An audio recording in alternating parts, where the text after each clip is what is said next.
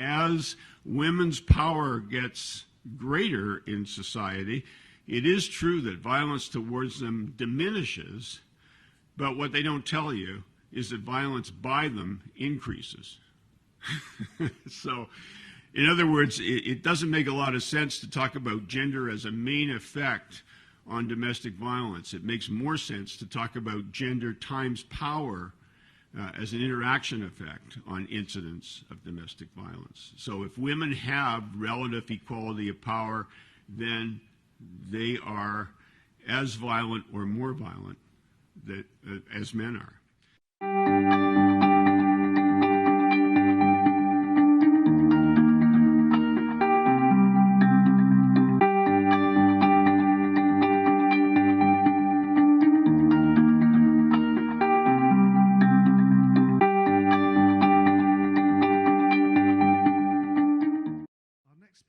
Dutton, PhD, is a professor of psychology at the University of British Columbia. He co-founded a court-mandated treatment program for men convicted of wife assault in 1979, the data from which was incorporated into his research on domestic violence. He's published over 100 papers and 5 books, including The Domestic Assault of Women, 1995, The Batterer, A Psychological Profile, 95, The Abusive Personality, 2006, Rethinking Domestic Violence, 2006, and The Psychology of Genocide, 2007. He's given talks to the World Bank, the US Army and the Department of Defense, the University of Washington Law School and the Senate of Canada. He serves as an expert witness in civil trials involving intimate abuse and in criminal trials involving family violence. Mm-hmm. Gentlemen and ladies, Don Dutton.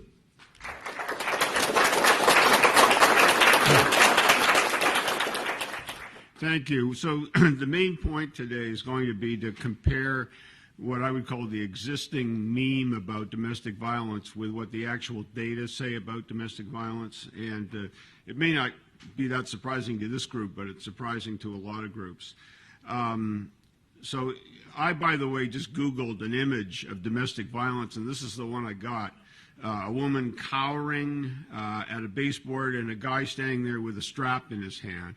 And so this is the way people think about domestic violence, that it's male perpetrated by a sadistic male against a totally vulnerable woman who's helpless and who doesn't fight back and who cowers. And so my question is, for 100,000 couples, how frequently do you think this particular event might occur? And we'll look at some of the data and what they have to say about that. This is something called the gender paradigm, developed largely by Marxist sociologists in the 1970s, written up in Catherine McKinnon's book, Towards a Feminist Theory of State. It argues that all domestic violence is male perpetrated to defend a patriarchy, and so it's instrumental violence. And through this kind of analysis, all men are functionally equivalent. They're all ones in this binary system, and all women are functionally equivalent and nonviolent. They're all zeros in this particular system. I, of course, spent a lot of time developing a psychology of abusiveness that applies to either gender, even though it was initially developed on men. So here's the image, and there is the gender paradigm. And so this is really instrumental violence. It's done specifically to preserve a power dynamic, power relationship, patriarchy, and it's primarily male perpetrated. Now, I understand it's going to be really hard for you to see. This is a cross-cultural analysis that John Archer, who's a psychologist in England, did several years ago, looking at women's gender empowerment country by country and comparing that to distributions of violence perpetrated by men against women and perpetrated by women against men. Hey you! Yes, you! Watching this video. Did you miss out on going to the International Conference on Men's Issues? Or did you go and now you missed the fun times you had at this amazing event? Experience the magic of ICMI 2019 again, or for the very first time, with Honey Badger Radio's ICMI disc set. The disc set brings ICMI presentations together in one convenient package, as well as disc set exclusive Badger bonus content. Enjoy behind-the-scenes Badger interviews with free speech and men's issues luminaries, like Sargon, Janice Fiamengo, and Count Dankula, as well as a never-before-seen Badger cartoon. Also available is sparkling ICMI merch, such as our professionally designed program book, sticker sets, badges, and more. Go to feedthebadger.com and claim a piece of men's rights history for yourself. And let me just give you one quick statistic here. We're going to be talking about something called a D prime. A D prime is the average distance between these two distributions. So if we plotted male violence from not happening at all right up to happening frequently, we would have a distribution of male violence. If we then plotted female violence the same way, we'd have a distribution of female violence. There's a certain amount of overlap. That is, that some men commit violence, some women commit violence. As these two distributions become further and further apart, D prime gets larger. So a D prime of 1, just to give you an example with a distribution you're probably familiar with, intelligence. We all know that IQ scores have a mean of about 100, standard deviation of about 16. And so if I gave you a super drug that was going to increase your intelligence and then evaluated this drug, and we looked at a group of 100 of you who didn't have the drug and compared you to a group that did have the drug, and we found the group that had the drug was 16 points higher, in other words, 1 standard deviation higher, that would be a D prime of 1. Okay, so it's separating these two distributions, and this is something called effect size, and it supplanted significance because you can have a significant difference and it's still trivial if you have a large enough sample. So we're looking at effect sizes here, and basically what these data say is that if you take countries where the status of women is very low, and the lowest one up here is Papua New Guinea, okay, so it's where they still have nevertheless given out instruments that measure domestic violence. And you sort of work down the scale until you get to societies where there's relative equality. And at the bottom we see US, Canada, Finland, New Zealand, 4 countries where there's relative equality between men and women. So the gender empowerment of women is higher in those countries.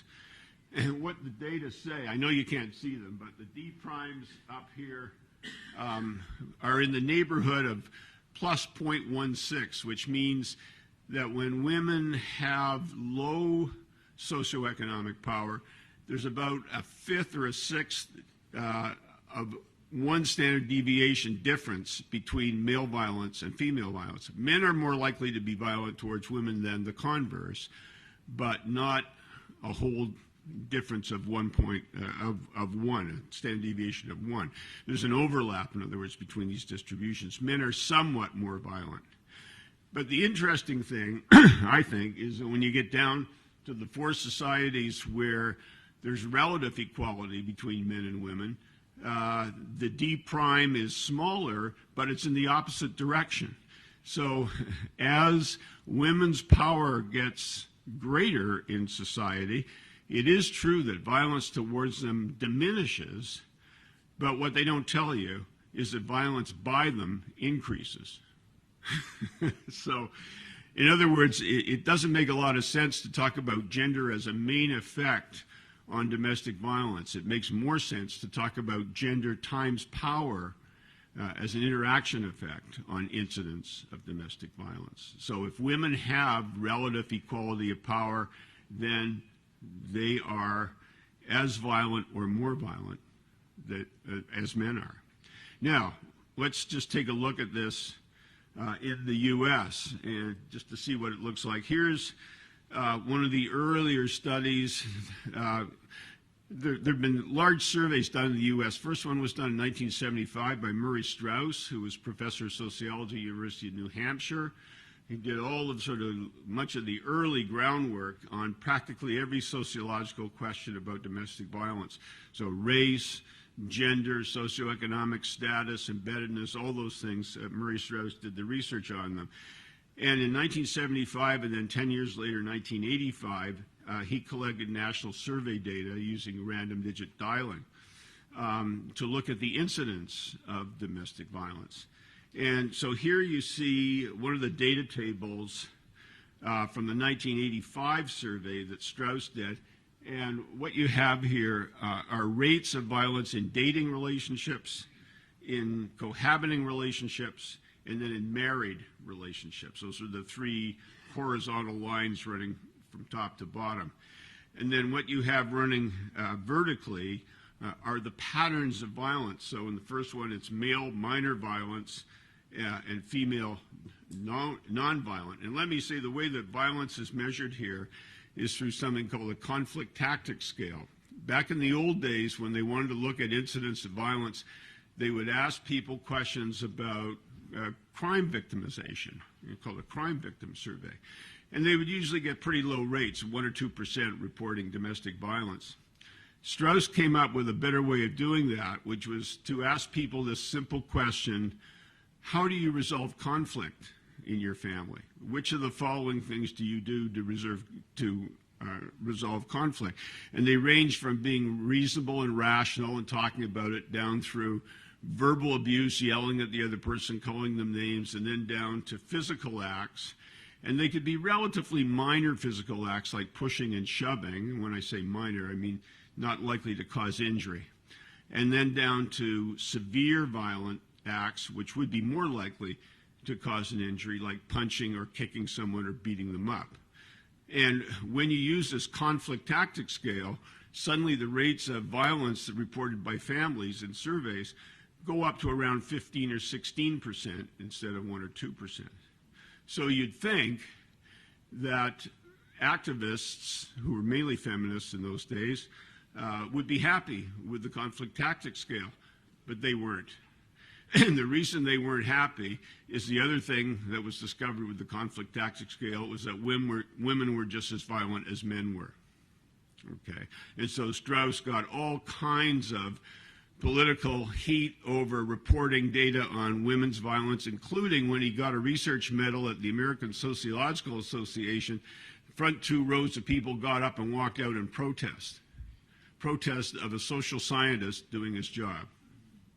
Okay, just so you know. Now, so what this data set shows you is there's all kinds of different patterns of violence that go on in families between male violence and female violence. At least 8 different patterns here if you look at nonviolent, minor violent, or severe violent. And I know you can't see it, so I'll have to tell you that in the middle, there's one row that's called male severe, female none. So this is the sort of stereotypic wife beating pattern, right? Guy beating up this nonviolent woman. And in married couples, the number that was obtained was 5.7%. That means of everybody who reported domestic violence, 5.7% reported that form of domestic violence, that wife-beating pattern. If you look right next to it,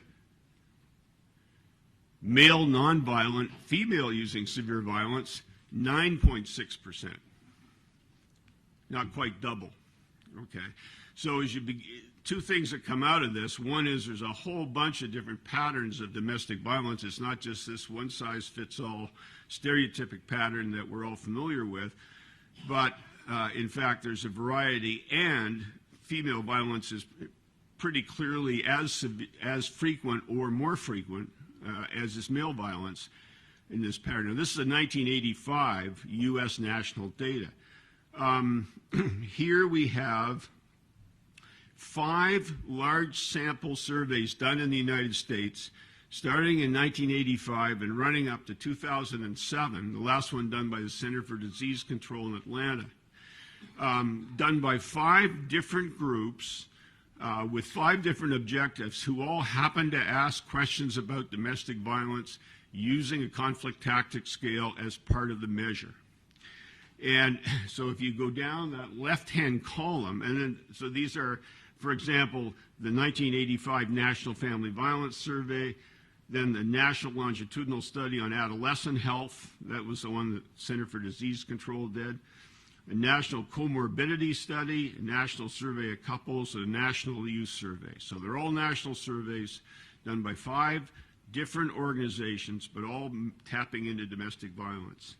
So the left-hand column tells us the percentage of intimate partner violence reported in the survey.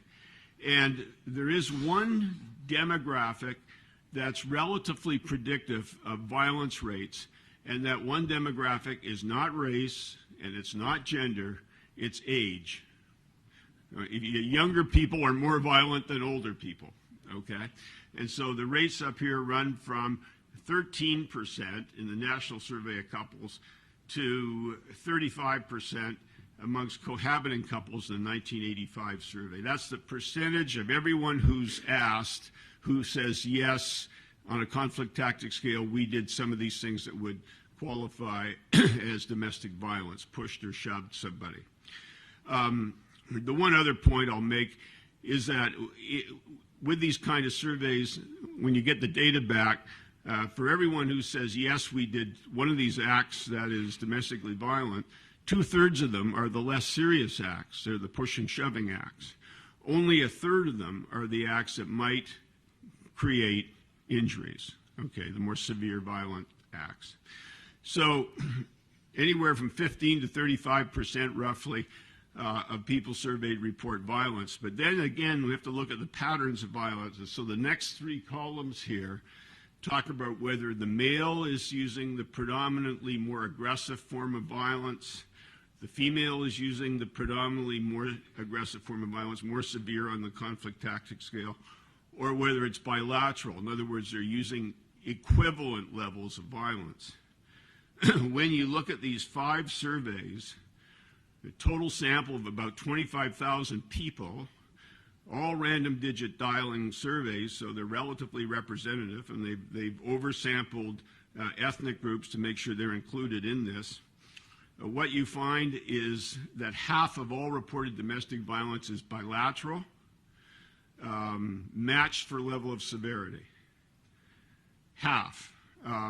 35% is female dominant, female more aggressive violence. The female used a more aggressive form of violence than the male did. 15% of all reported domestic violence is the male using the more severe form of domestic violence. That includes, however, 10% of that 15%, or sorry, 2/3 of the 15%, he pushed and shoved her and she didn't do anything. So he used a more aggressive form, but it was still not a severe form of violence. So that means only 5% of all reported domestic violence is a kind of stereotypic domestic violence where the woman might be injured by male actions. 5%. And totally different from the stereotype or the meme that we have of domestic violence created by the gender paradigm.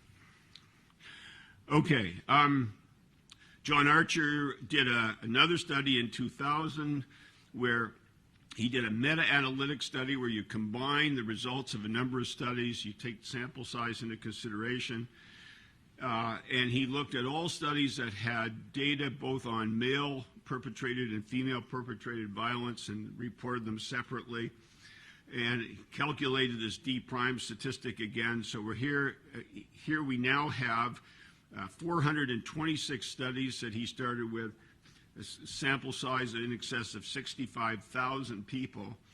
And what he found was this, that if you look at incidents of domestic violence, you get a negative D prime, which means this way females are more likely to be physically violent than males are, but not much. It's only 0.05. They're slightly more likely to be violent than males are.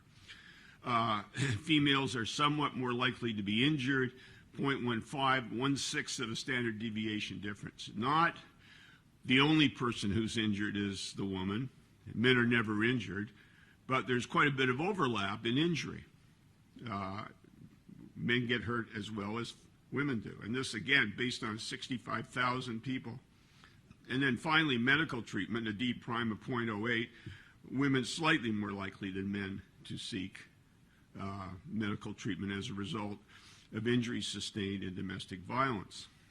If that wasn't enough, in 2012, Sarah Desmarais did another meta-analytic study, 249 studies at this particular point, sample sizes ranging from 42 up to an N of 135,000 in large sample surveys.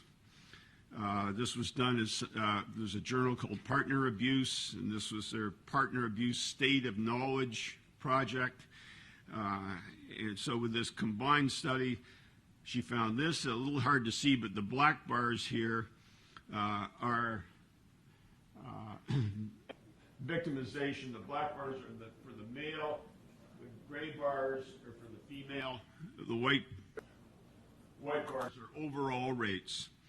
And so generally, and over here on the left-hand side are large population surveys, and they basically say males victimize more than females across 249 combined studies with a huge sample size. In other words, it's really, by social science standards, it's just undeniable that males are more likely the victims of domestic violence.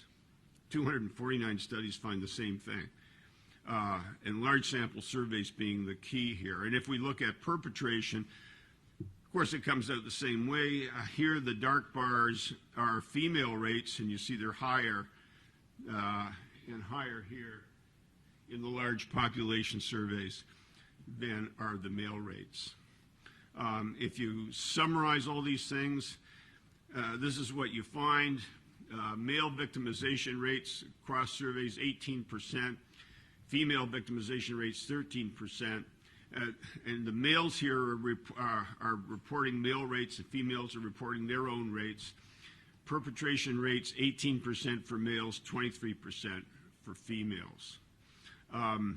Two things stand out here. One is people are more likely to report perpetration than victimization. Perpetration rates are strangely higher than the victimization rates, so there's still a certain amount of shame attached to being a victim of domestic violence for either gender. And again, it comes out that the female perpetration rates are higher. The incidence of female domestic violence is higher than the male rates.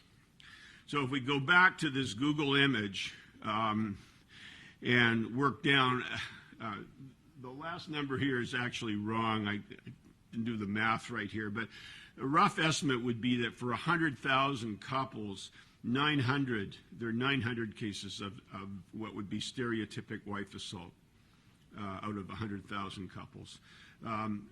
Far different from what you see sometimes claimed in newspapers, especially in Canada, which says half of all women are going to be abused in a lifetime. And that, when they're talking about abuse here, they conflate being pushed once with what's happening to this woman in the picture, that she's being savagely beaten. So it really begins to meet criteria for propaganda. This is the Oregon Youth Survey that was done by Deborah Capaldi. She published her data in 2000. What was interesting about it was they were longitudinally following a number of young couples aged 17 to 27 for a long period of time, so they had tons of data on these couples, including measures of domestic violence.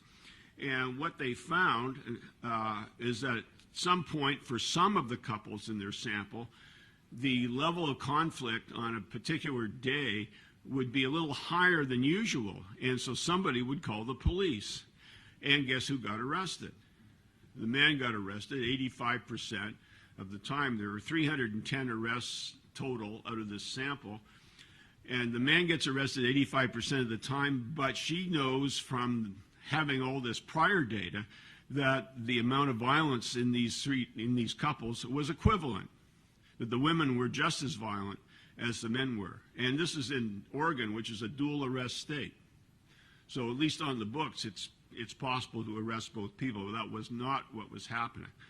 And of course, some of you live in states that are not dual arrested. In Canada, the police are totally brainwashed to only arrest men.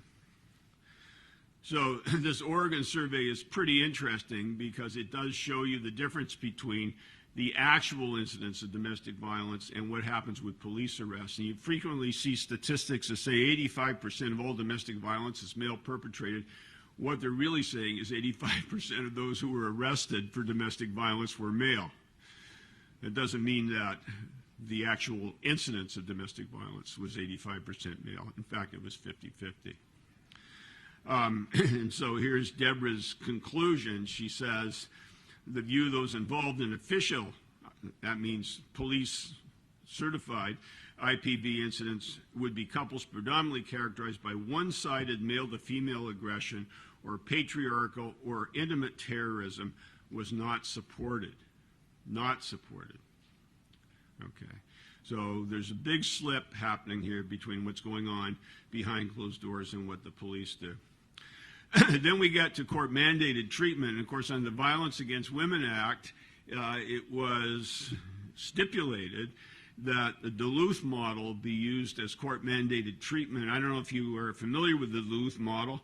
It is a therapy model that's not therapeutic, written by a person who wasn't a therapist, knew nothing about therapy, for people who, in some cases, were therapists. And so I spent 5 years of my life flying all over the U.S. trying to talk sense into administrators to say, loosen up on the Duluth model. And I was there at the behest of local psychologists who were saying, talk sense to these people.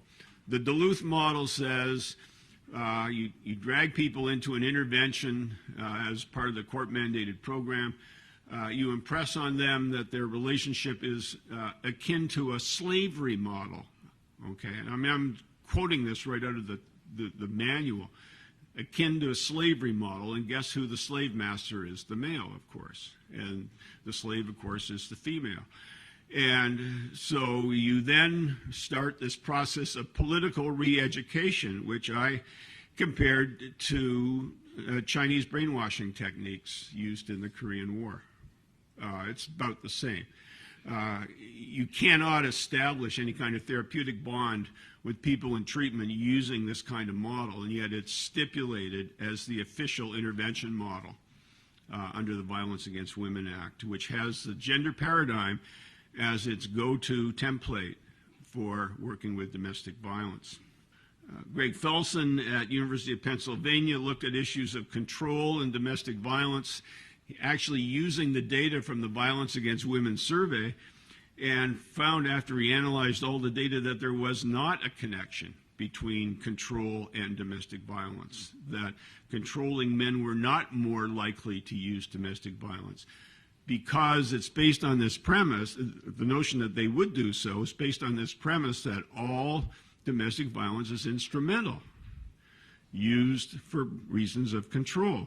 But in fact, all domestic violence is not instrumental. Much of it is emotionally driven for reasons that have very little to do with control.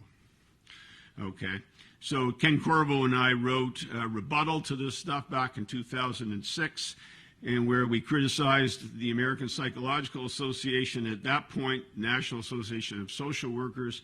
Subsequently, I also wrote a critique of the American Bar Association website, which purported to refute 10 myths about domestic violence, which it replaced with 10 other myths about domestic violence, based on not empirical studies, but on government reports in most cases, which had no data and nothing to support the refutation of the original, quote, myth.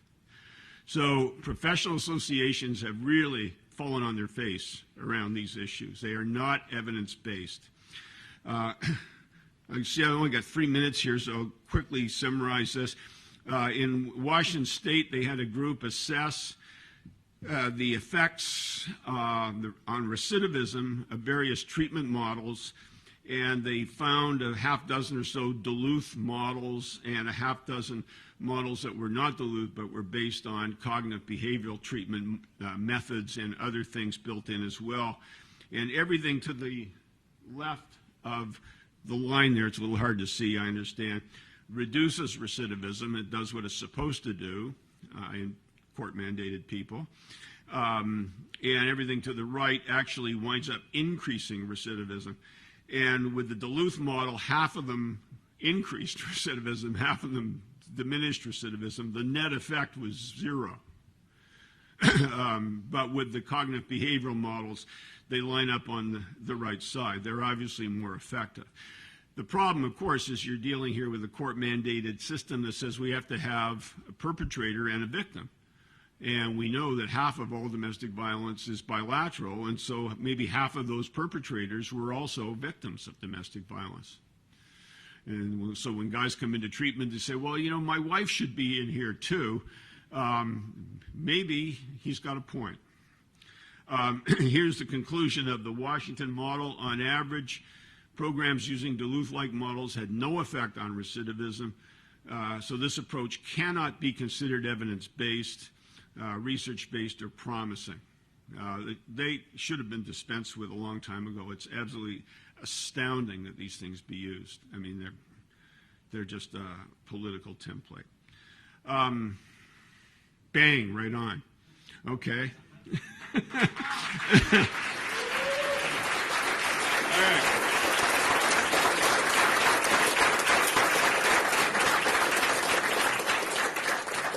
Questions? Thank you, Don. Yeah. It always boggles my mind that the Obama administration was saying we're going to be science-based instead of advocacy, and then they reject all of this stuff. It's a universal problem, believe me. Yeah. Yeah. I spoke to Murray Strauss once at a conference a couple of decades ago, and pointed out that even these statistics don't include kind of surrogate perpetrated violence, like if a woman tells her new boyfriend or her brothers and they beat up a guy, right, or if she calls the police on a false accusation and have them beat up a guy, right, or just remove him from his children, even if it's nonviolent, that's a pretty serious thing. I'd rather get punched in the face than lose my child. Right. Is there any research into that kind of violence? No, I've never seen anything on that. He said the same thing. He said, yeah. "No, that's really interesting." Yeah, it's absolutely right. All right. Yeah. Hi, Mark. Hi, Don. Thank you very much. I'd like to make a couple of comments, if I may. They'll be very quick. Number one, a number of years ago, you and I had a conversation where you pointed me to Ellen Pence's book on the Duluth model and how she came to create it. And when I read it, I'm like anal compulsive. I actually read the preface. Is that better? I actually read the preface, and when I read that and the first chapter, I realized a dirty trick that she pulled in creating the Duluth model, which is what she describes is she got a bunch of women who said they had been abused together and spent a year or more talking to them, working with them, telling them her ideas about what the cause of domestic violence is, right, before she surveyed them and said, what do you think the cause of domestic violence is? And then she created the Duluth model from that. So she basically polluted the jury pool. Right. And then the other thing that I wanted to mention is it's really sort of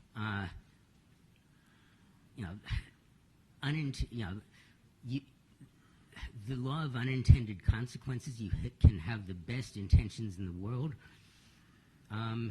Murray Strauss, when he created the conflict tactics scale, his goal was to list all possible ways that people might resolve differences, and then a certain set of possible interactions became sort of the standard things that got used in the instruments, in the questionnaires that they administered. Yeah. And then the politicos came along and said, oh, here's a good list of categories. Everything other than sitting down and talking rationally counts as violence, no matter how trivial. So just, beware what you do, because whatever, with the best of intentions, you can feed, you can create something that the bad guys will use against you. Yeah, Statistics Canada in the last national survey, since it decided that the actual evidence on physical violence wasn't really supporting the feminist position, decided to throw in unwanted sexuality as a form of physical abuse, even though it's pretty fuzzy what it meant exactly. Even with that, female violence was still higher than male violence. So they tried, but failed. Anyway, thank you very much for all the work you've done and for spreading the word. Thanks. Yeah. Time is limited, so I wonder if I could just ask questioners to try and limit themselves to 30 seconds. I can do less. Are you aware of any efforts to stop or prevent Duluth model counseling from going on an ethical basis? That is to say, the counselor / psychologist has an ethical duty to the recipient as opposed to the Right. state, and whether or not anybody's able to successfully attack that. Right. Well, apart from saying that myself, and that I've written several criticisms about it, and I pointed out that it violates the ethical standards of psychologists. But I don't know of any concerted effort along those lines. Although there should be one for sure. Okay. I read a publication that I believe was from Stats Canada just 2 or 3 years ago to the effect that when people suffered an incident of domestic violence, only 27% of them access the system. That, from my point of view, that looks a lot like voting against the current system. And it also suggests that a large percentage of people, by opting out, can't get the services that they need to correct their behavior. Comment? Yeah, those things are true.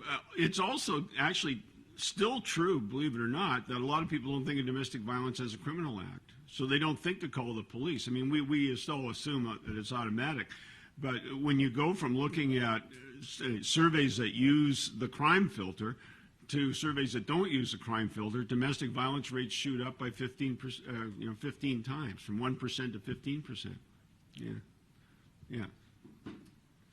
Hi there. In Scotland, in January, they introduced a new law that makes controlling behavior and coercive control domestic violence and criminal as well. And the thing is, I don't necessarily think that's a bad idea. But they obviously immediately say, and we all know that 90% of coercive control is perpetrated by men. Now, the police commissioner who's working on this bill, he made very, very sure to keep it gender neutral. But now it's being taught to the police by an organization that used a gendered approach that the government uses, and the government says domestic violence is a crime perpetrated by a man against a woman. Yeah. It's that clear. Yeah, no, I understand. Well, it was the same where I live. It's same issue. The police are told to apply a gendered lens to domestic violence intervention.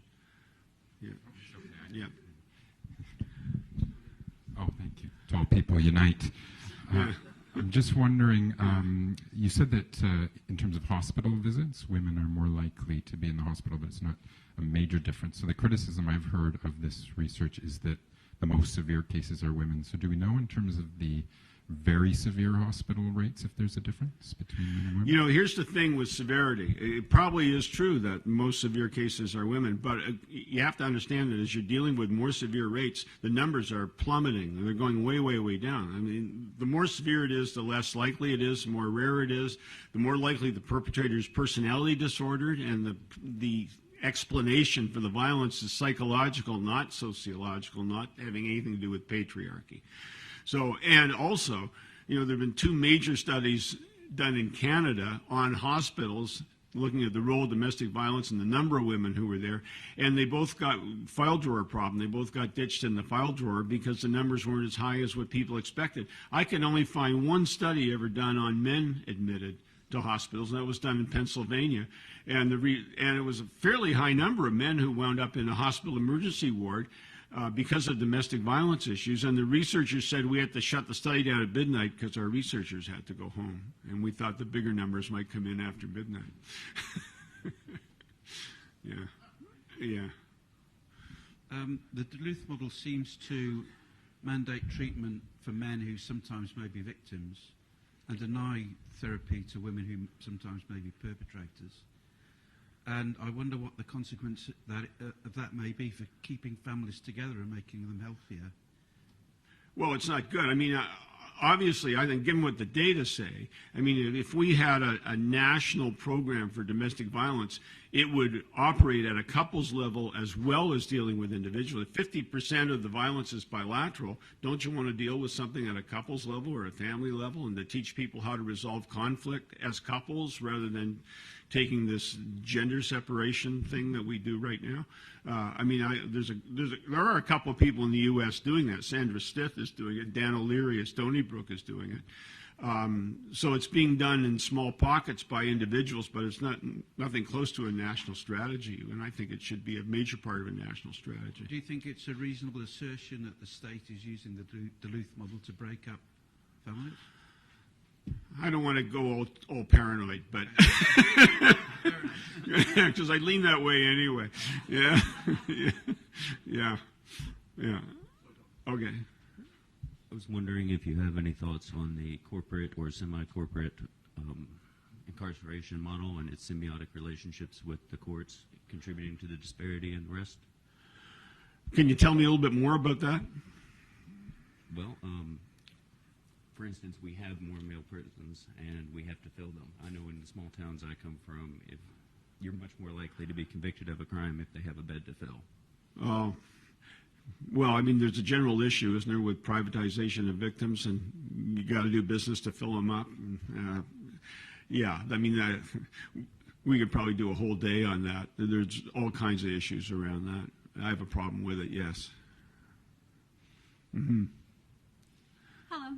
I would say for the average lay person that doesn't identify as a feminist or isn't involved in men's issues, they would say that domestic violence is male perpetrated, female victims. What are some reasons you've seen your research blocked, or why do you think that people are so quick to dismiss your evidence against the Duluth model? Well, I think, because a paradigm came in unopposed when the Marxist feminist model came in, starting in the 70s. The right wing was in favor of it because it was family values. The left wing was in favor of it because it was women's rights. So there was no opposition. So it was perfect timing. And then you get to the point where everybody's in favor of it. The American Psychological Association, politicians, the courts, the American Bar Association. It's pretty hard to oppose a point of view that's that embedded. And it's really sort of cross-pollinated and cross-supported now, and it's very data resistant. Thank you. Mm-hmm. Yeah. All right, so you're talking smack here about my home state of Minnesota, which also happens to be where Kate Millett was from. Yeah. Kate Millett is the woman who put the Marxism into the women's movement. Yeah. She came up with the patriarchy theory, which exploits a known bias in human beings. Right. Known bias Yeah. discovered by Goodman in 2004. Men don't have automatic in-group bias. Women do.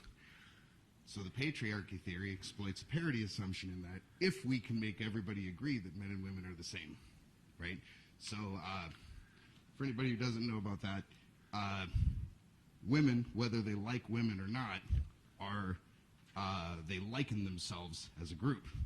Men look at each other and they're like, give me some reason to not hit you in the head with a brick.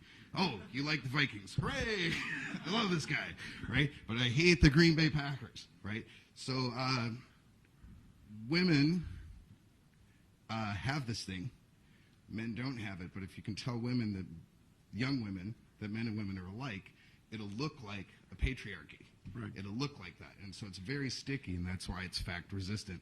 My question is, have you heard of the work of Dr. Tanya Reynolds at the Kinsey Institute studying bias as men as stereotypical perpetrators of harm? No, but as a social psychologist, I think all groups have in-group bias, and weren't we Except trained? us. Weren't we trained to go out as hunting groups together? Right. Didn't we have to cooperate? Mm-hmm. So what happened to that? Well, but we don't have it specifically because we're men. We have to find some other secondary reason that we're alike. Women, by contrast, are automatically, even if they don't like women, they say, You have mammaries and menses. I have mammaries and menses. You got a rig there. I mean, men are not the problem. Pants are the problem.